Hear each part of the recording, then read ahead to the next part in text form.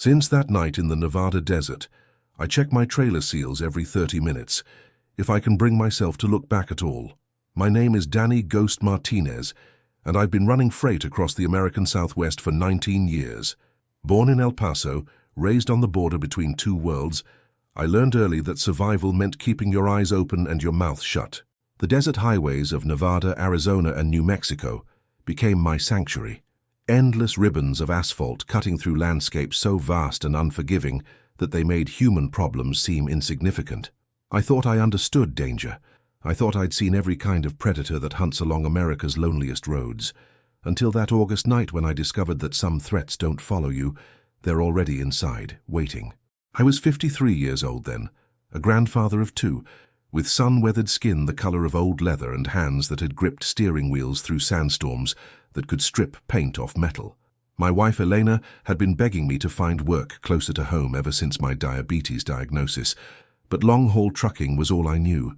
The road was in my blood like the desert wind, harsh, constant, and impossible to escape. That particular run started routinely enough. I was hauling electronics from Los Angeles to Denver, a standard one, 200-mile journey that would take me through some of the most desolate country in America. The cargo was valuable, high-end computer equipment worth over $2 million, which meant extra security measures, tighter delivery schedules, and the kind of paperwork that makes simple freight runs feel like military operations. I'd picked up the trailer at a warehouse in Carson, California, just after midnight on a sweltering Tuesday in August. The temperature was already 89 degrees at 1 a.m., promising another day where the asphalt would shimmer like water and the horizon would dance with heat mirages that made you question your own eyes. The warehouse supervisor, a nervous man named Peterson, who sweated through his shirt despite the air conditioning, walked me through the security protocols twice. "This cargo doesn't stop except for fuel and mandatory rest periods," he emphasized, mopping his forehead with a handkerchief. "No truck stops, no diners, no extended breaks. The trailer has GPS tracking, tamper-evident seals, and motion sensors. Any unauthorized access triggers an immediate alert to our security company and law enforcement." I nodded and signed the papers, noting the serial numbers of the 3 different seals that secured the trailer doors. 2 were standard Department of Transportation seals, metal bands with unique numbers that would show any evidence of tampering. The 3rd was an electronic seal that would transmit an alert if the doors were opened without the proper code. It was more security than I'd seen on most loads, but electronics thefts were becoming increasingly common, especially on routes that passed through remote areas where help might be hours away. The truck I was driving wasn't my usual rig. My regular Kenworth was in the shop getting the transmission rebuilt, so the company had assigned me a 2019 Freightliner Cascadia, a good truck, but one I wasn't familiar with. The mirrors were positioned differently, the engine sounded strange to my ears, and the sleeper cab felt alien after 15 years in the same Kenworth. Small differences, but on a long haul through dangerous territory, familiarity with your equipment can mean the difference between life and death. I pulled out of the warehouse complex at 1:30 a.m., heading east on Interstate 10 toward the junction with Highway 95 that would take me north through the heart of the Nevada desert. The first 100 miles were routine, heavy traffic around Los Angeles gradually thinning as I climbed through the San Bernardino Mountains, then the long descent into the Mojave Desert where the real journey would begin. At Barstow, I stopped for fuel and a mandatory inspection of the trailer seals. Everything was intact. The electronic seal's status light glowed steady green, indicating no tampering. The 2 physical seals showed no signs of damage or interference. I walked around the entire trailer, checking the walls, the roof access points, and the rear doors for any signs of unauthorized entry. Nothing seemed amiss. The Mojave stretched ahead like an alien landscape. Joshua trees twisted into impossible shapes by decades of desert wind, mountains that looked like sleeping giants under the star-filled sky, and in silence so complete it seemed to press against your eardrums. I'd driven this route hundreds of times, but the desert never stopped inspiring a mixture of awe and unease. It was beautiful and terrible, a place that could kill you with indifference while displaying some of the most spectacular scenery on Earth. At Primm, Nevada, right on the California border, I stopped again for fuel and another trailer inspection. The truck stop was nearly empty, Just a few other long-haul drivers grabbing coffee and checking their logs before heading into the wilderness ahead. The seals were still intact, the trailer showed no signs of tampering, and the GPS tracking system confirmed that the cargo hadn't been moved or disturbed. But something felt wrong. It was nothing I could pinpoint initially, just a subtle wrongness that made the hair on my arm stand up despite the 95-degree temperature. The trailer seemed to be riding differently, sitting slightly lower on its suspension than it had when I'd left California. The difference was minimal, maybe an inch or two, but after 19 years of hauling freight, you develop an eye for such details. I walked around the trailer again, this time more carefully. The tires looked properly inflated. The suspension components appeared normal. The weight distribution seemed even. But the nagging feeling persisted, like a splinter in your mind that you can't quite locate, but can't ignore. I keyed my CB radio and hailed the warehouse in Carson. "Carson Control, this is Ghost running your electronics load eastbound. Everything's secure, but the trailer seems to be riding heavy. Any chance the cargo weight was underestimated?" The response came back after a brief delay. "Ghost, this is Carson Control. Cargo weight is confirmed at 34,000 pounds, well within your legal limits. GPS shows normal movement patterns. All seals are reporting secure. Continue to destination per schedule." 34,000 pounds was a moderate load for an experienced driver. Certainly nothing that should make the trailer ride abnormally low. But the feeling persisted as I pulled back onto Highway 95 and headed north into the Nevada desert proper. Something was wrong, even if I couldn't identify what it was. The landscape became increasingly desolate as I drove deeper into Nevada. The highway stretched ahead like a black ribbon across terrain that looked more like the surface of Mars than anything terrestrial. Rock formations jutted from the desert floor like ancient monuments, their shapes carved by millions of years of wind and rare but violent flash floods. The temperature outside was still over 90 degrees despite the late hour, and heat waves rose from the asphalt like ghostly dancers. At Mercury, Nevada, a town that existed primarily to service the nearby nuclear test site, I stopped at a 24-hour truck stop for my mandatory rest break. Federal regulations required drivers to take a 30-minute break after 8 hours of driving, and I'd been on the road since leaving Carson. The parking lot was nearly empty, except for a few other trucks, whose drivers were probably sleeping in their cabs, trying to avoid the worst heat of the coming day.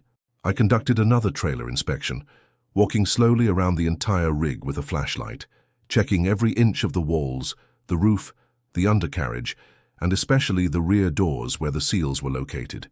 Everything appeared normal. The 3 seals were intact and showed no signs of tampering. The electronic seal status light glowed steady green. The trailer doors were secure. The hinges showed no stress marks, and the locking mechanism was properly engaged. But the trailer was definitely riding lower than it should have been. I climbed underneath to examine the suspension more closely.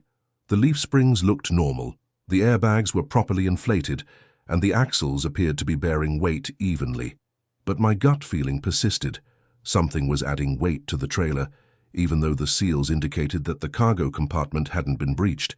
Inside the truck stop, I bought a large coffee and tried to shake off the growing unease. The clerk, a tired-looking woman in her 60s with the weathered skin of someone who'd spent decades in the desert, made small talk about the heat and the traffic. But I was distracted, my mind racing through possibilities. Could someone have accessed the trailer from the top? Most electronics trailers have roof hatches for loading, but they're sealed just as securely as the rear doors. Could there be a hidden compartment I wasn't aware of? Could the GPS weight sensors be malfunctioning, giving false readings about the cargo? Or could someone have gotten inside the trailer and still be in there? The thought hit me like a physical blow. I'd been assuming that any security breach would be immediately obvious. Broken seals, damaged doors, clear signs of forced entry. But what if someone had accessed the trailer and then resealed it? What if the cargo included more than just computer equipment? I walked back to the truck with my pulse racing. The idea of stowaways was every trucker's nightmare, especially on routes that passed through border regions where human smuggling was common. People desperate enough to hide in cargo trailers didn't always survive the journey. Extreme temperatures, lack of air circulation, and no access to food or water made trailer stowaways a high-risk endeavor for everyone involved. But this trailer was supposed to be secure, monitored, tamper-evident. How could someone have gotten inside without triggering the multiple security systems? I climbed into the cab and reached for my CB radio, intending to call Carson Control again. But as I lifted the microphone, I heard something that made my blood freeze. A soft thudding sound from the trailer behind me. Rhythmic, deliberate, like someone knocking from the inside. I sat motionless for several seconds, straining to hear over the idle of the diesel engine and the hum of the air conditioning. Nothing. Maybe it had been my imagination, or the normal sounds of a trailer settling after temperature changes. Then I heard it again. 3 distinct knocks, followed by a pause, then 3 more knocks. Someone was inside my trailer. My hands were shaking as I keyed the CB microphone. Mayday, mayday, this is Ghost at mile marker 95 on Highway 95 northbound. I have possible stowaways in a secure trailer. Request immediate law enforcement assistance. The response came from a Nevada state trooper who was apparently monitoring the frequency. Ghost, this is Trooper 23. Can you confirm the nature of your emergency? Trooper 23, I'm hauling electronics from Carson to Denver. The trailer has multiple security seals that show no tampering, but I'm hearing sounds from inside the cargo compartment. Sounds like people. Copy that, Ghost. I'm currently at mile 110, about 15 miles north of your position. Stay with your vehicle and do not attempt to open the trailer. I'm en route to your location, 15 miles. In normal traffic, that might be a 15-minute drive. But on a desert highway at night with no traffic and unlimited visibility, the trooper could cover that distance in less than 10 minutes if he pushed it. I waited in the cab, engine running, air conditioning on high, listening for more sounds from the trailer. The knocking had stopped, but now I could hear other noises, shuffling, muffled voices, what sounded like people moving around in the confined space.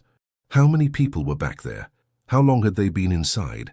How had they gotten past the security systems without triggering alarms? And most importantly, who had put them there? The electronics cargo was worth over $2 million, but human smuggling was a multi-billion-dollar industry. If someone had compromised the warehouse security, they could have loaded people along with the legitimate cargo, planning to have them removed at some point along the route. The trailer's GPS tracking would show normal movement. The seals would appear intact, and by the time anyone discovered the stowaways, the smuggling operation would be complete. But something had gone wrong. Instead of being removed at a predetermined location, the people were still inside, and they were making noise that threatened to expose the entire operation. Red and blue lights appeared in my mirrors, growing rapidly larger as the state trooper approached. I felt a wave of relief wash over me. Whatever was happening, I was no longer dealing with it alone.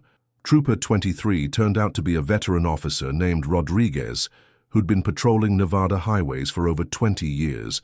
He was a compact man in his 50s, with the calm, professional demeanor of someone who'd seen every kind of trouble the desert could produce.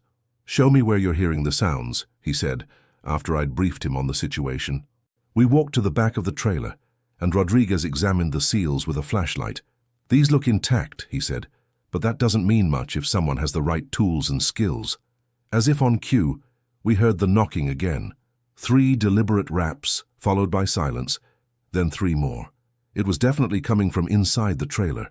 Rodriguez radioed for backup and called for a specialized unit that dealt with cargo inspections and potential smuggling situations. "We're going to need bolt cutters for the seals, and possibly paramedics if people have been trapped in there for hours," he told the dispatcher. While we waited for backup, Rodriguez questioned me about the cargo pickup, the security procedures, and any unusual incidents during the drive.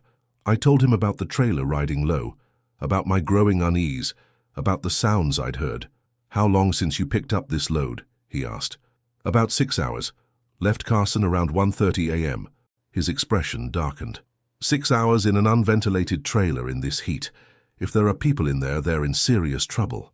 The temperature had dropped to around 85 degrees, but inside a sealed trailer, the temperature could easily reach 120 degrees or more.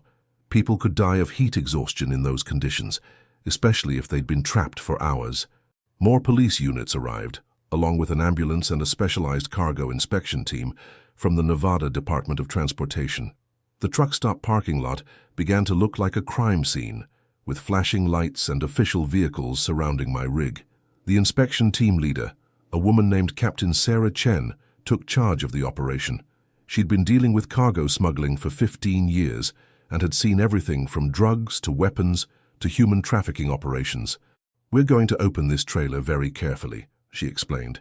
"If there are people inside, they may be in medical distress. If there are dangerous materials, we need to be prepared for that too.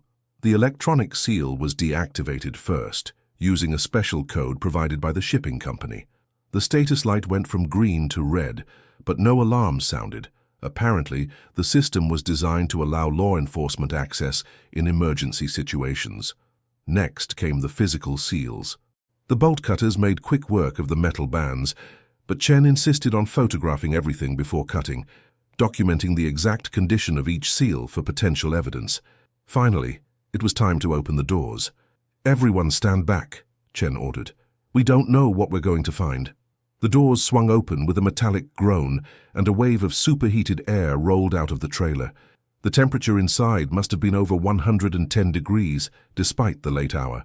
What we found inside changed everything I thought I knew about the cargo I'd been hauling. The trailer was divided into two sections. The front section, maybe 2/3 of the space, contained the legitimate electronics cargo, pallets of computer equipment properly secured and documented. But the rear section, hidden behind a false wall that looked like part of the trailer's construction, contained something else entirely. 7 people were crammed into a space no larger than a walk-in closet. They were Hispanic, ranging in age from teenage to middle-aged, and they were in severe distress from the heat and dehydration. All were conscious but weak, drenched in sweat, and showing signs of heat exhaustion. But that wasn't the most shocking discovery. The people weren't just random stowaways. They were wearing the uniforms of the Carson warehouse where I'd picked up the cargo. They were employees, and they'd been forced into the trailer at gunpoint. The story came out in fragments as the paramedics treated the victims and the police conducted interviews. The warehouse had been robbed earlier that evening by an armed group posing as a legitimate freight company. They'd forced the night shift employees to load the trailer, then herded the workers into the hidden compartment to prevent them from calling for help immediately. The plan was elegant and terrifying. The robbers would let me drive the trailer to a predetermined location, where Confederates would intercept the truck, remove the electronics cargo, and release the hostages far from the scene of the crime. The trailer's GPS tracking would show normal movement. The seals would appear intact, and by the time anyone realized what had happened, the thieves would be long gone with $2 million worth of merchandise. But something had gone wrong. Maybe the heat had affected the hostages more quickly than anticipated. Maybe their knocking had been louder than expected. Maybe they'd panicked and tried to attract attention despite instructions to stay quiet. Whatever the reason, their attempt to signal for help had saved their lives and exposed a sophisticated cargo theft operation. The investigation that followed revealed the scope of the criminal enterprise. The false wall in the trailer had been professionally installed, designed to fool casual inspection while providing just enough space for temporary human storage. The robbers had inside information about shipping schedules, security protocols, and route plans. They'd been operating for months, stealing millions of dollars worth of high-value cargo while using hostages to ensure their escape routes remained clear. I spent 3 days in Nevada, giving statements to law enforcement agencies from multiple jurisdictions. The FBI took over the case because it involved interstate transportation and organized crime. The warehouse employees were hospitalized for heat exhaustion, but recovered fully. The electronics cargo was returned to its owners, but the psychological impact on everyone involved was permanent. I kept thinking about those 6 hours I'd driven through the desert, with 7 people trapped in my trailer, slowly cooking in temperatures that could have killed them. Every time I'd stopped for fuel or inspection, they'd been just a few feet away, suffering in silence, waiting for rescue or death. The guilt was overwhelming. If I hadn't trusted my instincts about the trailer riding low, if I hadn't heard the knocking, if I hadn't called for help when I did, those people would have died. Not from criminal violence, but from heat exhaustion in a metal box I was pulling behind me. The warehouse supervisor, Peterson, was arrested as part of the conspiracy. His nervous sweating hadn't been from the heat or anxiety about the valuable cargo. It had been from guilt and fear about the people hidden in the trailer he was sending me to haul across the desert. The multiple security seals, the GPS tracking, the elaborate documentation, all of it had been designed to make the theft look like an inside job gone wrong, with me as the unwitting accomplice. For weeks afterward, I couldn't sleep for more than a few hours at a time. Every trailer I hauled felt like it might be hiding secrets, carrying human cargo I knew nothing about. Every unusual sound, every slight change in how the trailer rode, Every minor mechanical issue became a potential sign of hidden dangers. The trucking company offered counseling, but how do you explain to a therapist that you'd spent half a night hauling dying people across the desert without knowing it? How do you process the knowledge that your signature on a bill of lading had made you an unwilling participant in kidnapping and theft? Elena begged me to quit long-haul trucking after the Nevada incident. "You could have been killed," she said. "What if those criminals had decided you knew too much? What if they'd followed you to make sure you didn't discover their secret?" She was right, of course. If the robbery had gone according to plan, I would have driven to the predetermined intercept point where armed criminals would have been waiting. They might have killed me to eliminate a witness, or they might have forced me to participate in moving the stolen goods. Either way, my life would have been in danger from the moment I'd signed for that cargo, but I couldn't bring myself to quit entirely. The road was all I knew, and the income was necessary for our family's financial security. Instead, I made changes to how I operated. I started doing much more thorough inspections of every trailer I hauled, looking not just for mechanical issues, but for signs of tampering, hidden compartments, or unusual weight distribution.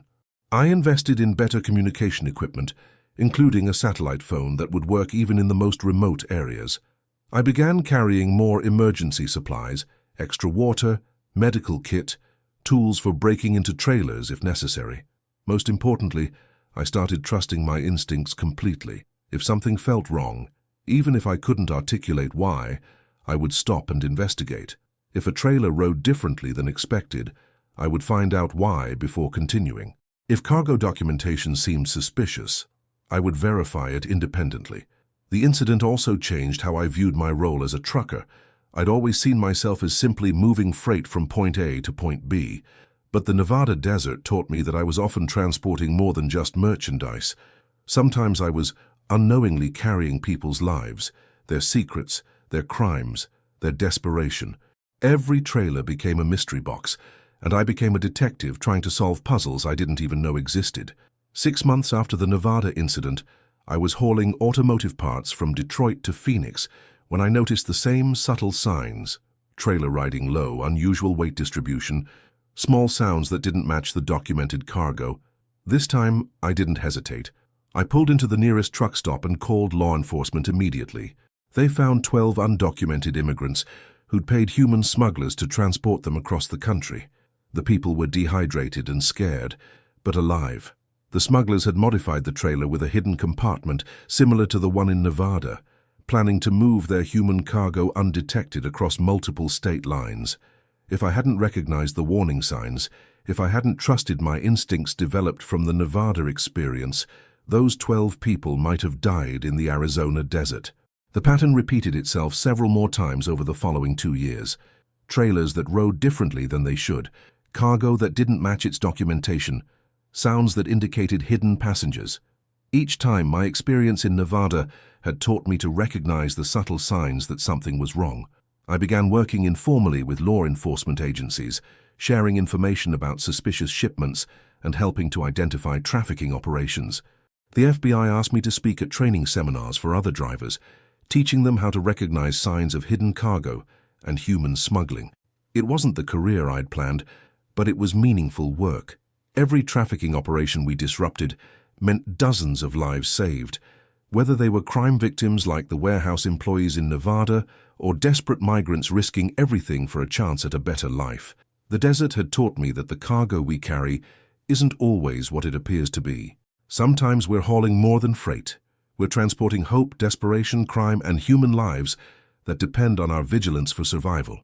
Elena worried that my new unofficial role as a trafficking investigator would put me in more danger, and she was probably right. Criminal organizations don't appreciate having their operations exposed, and there were rumors of drivers who'd been threatened or attacked for interfering with smuggling routes. But I couldn't go back to the willful blindness that had allowed me to drive for 6 hours with dying people in my trailer. I couldn't ignore the subtle signs that had saved so many lives since that night in Nevada. The desert changes you. It strips away illusions and reveals truths that civilization tries to hide. In the vastness of Nevada, under stars that seemed close enough to touch, I'd learned that every mile of highway connects more than just cities. It connects human destinies, criminal enterprises, desperate hopes, and deadly secrets. Most truckers haul freight. Since Nevada, I've been hauling responsibility. Every time I connect a trailer to my tractor, I'm accepting responsibility for whatever secrets it might contain. Every mile I drive, I'm watching for signs that my cargo might be more than it appears. Every rest stop becomes an opportunity to investigate, to listen, to look for evidence of hidden compartments or human passengers. The road taught me its most important lesson that night in the Nevada desert. Sometimes the most dangerous cargo isn't what you can see. It's what's hidden behind false walls, sealed inside compartments, carried in spaces that don't officially exist. Since that August night, I check my trailer seals every 30 minutes, not because regulations require it, but because lives might depend on it. I listen for sounds that don't belong, watch for weight distributions that don't match the documentation, investigate every subtle sign that something might be wrong. The criminals who use truckers as unwitting accomplices are counting on our complacency, our willingness to haul whatever cargo we're given without asking questions. They're betting that we'll ignore small inconsistencies, dismiss unusual signs, and focus only on getting from pickup to delivery without complications. But that night in Nevada taught me that complications aren't always bad. Sometimes they're opportunities to save lives. Sometimes they're chances to expose criminal operations that prey on the vulnerable. Sometimes the knocking you hear from inside your trailer isn't just cargo shifting. It's people fighting for their lives, hoping someone will hear their desperate signals and recognize that something is terribly wrong. I heard those signals because I trusted my instincts and investigated when something felt wrong. 7 warehouse employees went home to their families because I stopped to listen when a trailer rode low and strange sounds came from the cargo compartment. That's the responsibility every trucker carries, whether they realize it or not. We're not just hauling freight across America's highways. We're carrying secrets, hopes, crimes, and human lives that depend on our vigilance for survival. The Nevada desert taught me that some cargo is more valuable than anything listed on a bill of lading. Sometimes the most important delivery you make is the one where you stop, investigate, and call for help, when you realize your trailer contains more than electronics or automotive parts or any legitimate merchandise. Sometimes you're carrying people who are counting on your instincts to recognize that something is wrong and your courage to take action even when you don't fully understand the danger. Since that night, every trailer I haul carries not just freight, but the memory of 7 people who almost died because I didn't recognize the signs quickly enough.